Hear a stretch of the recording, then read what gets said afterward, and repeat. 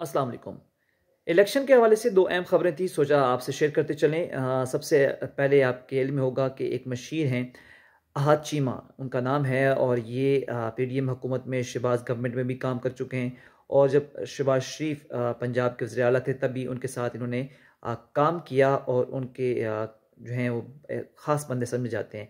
अब चूँकि इनको निगरान हुकूमत ने भी अपने साथ काम पर रखा होता है, यानी कि मशीर के ओहदे पर इनको तैनात किया हुआ था, जिसकी के लिए एक वकील हैं अजीज़ुद्दीन काका खेल, वो इलेक्शन कमीशन से उन्होंने रुजू किया था और कहा था कि ये कन्फ्लिक्ट ऑफ इंटरेस्ट हो जाता है, और साफ़ और शफाफ इंतखाबात के इनेकाद के लिए रुकावटें हायल हो जाती हैं कि अगर कोई पार्टी वाबस्तगी से जुड़ा हुआ शख्स निगरान हुकूमत में हो और हुकूमत में हो, तो उससे ये कैसे जो हैं वो साफ़ और शफाफ इंतखाबात करवाए जा सकते हैं।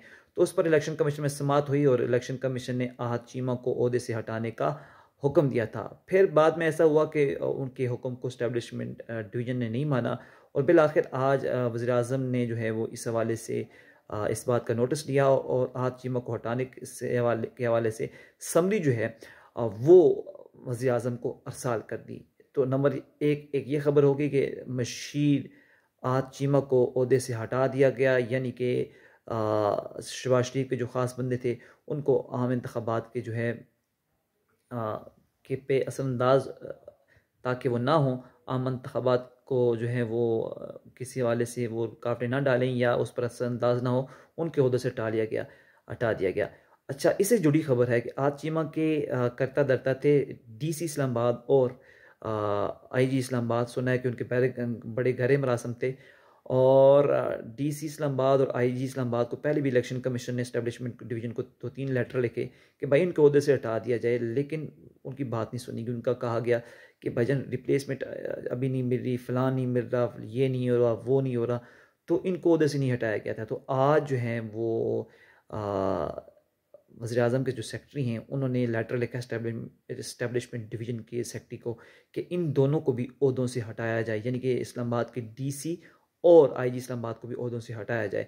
तो क्योंकि विषय अहाद चीमा हट गए हैं, तो अब इन दोनों का हटना भी बाकी बचना था, क्योंकि ये भी समझे जाते हैं कि नून लीग के करीबी समझे जाते हैं, और इस वजह से ये दोनों भी इलेक्शन कमीशन ने ओहदों से हटवा दिए हैं। और बाकायदा वज़ीर-ए-आज़म के जो secretary to principal secretary to PM है, उन्होंने सेक्रेटरी इस्टेब्लिशमेंट को ये लेटर लिखा है कि इन दोनों को ओहदे से हटाया जाए, और नए जो आईजी और डीसी उनके इंतखाबात के लिए पैनल तश्कील दिया जाए। तो आज जो है वो आप कह सकते हैं कि जो निगरान हुकूमत से एक वो वज़ीर जो किसी पार्टी से वाबस्ता थे उनको उठाया गया, और इस्लामाबाद से डीसी और आईजी को वो भी किसी पार्टी से वाबस्ता थे उनको भी ओहदे से हटा दिया गया। तो एक अच्छी नेक क्या कह सकते हैं अच्छा शुगुन था दूसरी जमातों के लिए, और कि पार्टी वाबस्तगी से जुड़े हुए लोग जो हैं वो हटा दिए गए हैं, ताकि आम इंतखाबात में किसी न किसी तरह तो कम से कम साफ़ और शफाफ उनका इनकाद यकीनी में जाए। दूसरी जानब आज इलेक्शन कमीशन ने एक फ़हरिस्त जारी की है, जिसमें कुल कागज़ाती नामज़दगी जमा करवाने वाले लोगों का भी जो है वो ज़िक्र है। साथ साथ आज इलेक्शन कमीशन में जो स्क्रूटनी का अमल है उसका भी आगाज़ हो चुका है। तो जो उम्मीदवार हैं उनकी जो स्क्रूटनी है बड़ी टाइट किस्म की होगी। FBI, FIA, अच्छा पुलिस, इसके अलावा यूनियन कौंसल, इसके अलावा पार्लियामेंट लॉज से डेटा हासिल करके, बैंक से डेटा हासिल करके उनकी स्क्रूटनी की जाएगी।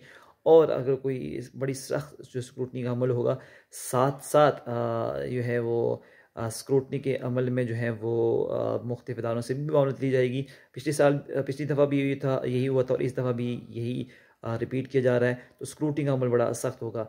और इलेक्शन से जुड़ी जो भी खबरें होंगी हम आपसे वक्तन फ़वक्तन शेयर करते रहेंगे। अपना ख्याल रखिएगा। अल्लाह हाफ़िज़।